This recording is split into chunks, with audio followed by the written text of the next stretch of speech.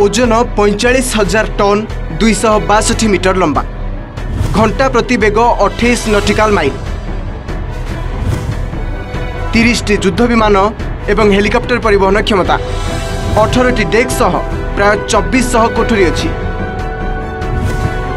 1600 सैनिक रही परिबे। समुद्र वक्ष चिरी आगकू आगकू बढ़ुछि, शत्रु उपरे रखिछि तीक्ष्ण नजर।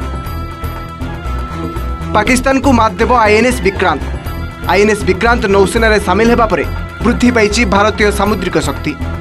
भारत पाकिस्तान विवाद मध्यरे एही आईएनएस विक्रांत एबे चर्चारे, कारण समुद्रर अथल जलराशि रे शत्रु को मात देबारे सक्षम आईएनएस विक्रांत। स्वदेशी ज्ञानकौशल निर्मित एही विमान वाहक जहाज कोच्चि शिपयार्ड निर्मित होइतिबा बेले याकू सेप्टेम्बर 2022 रे जाति उद्देश्य उत्सर्ग करथिले प्रधानमंत्री मोदी। तेबे जानंतु आईएनएस विक्रांत रे कौन रही विशेषत्व।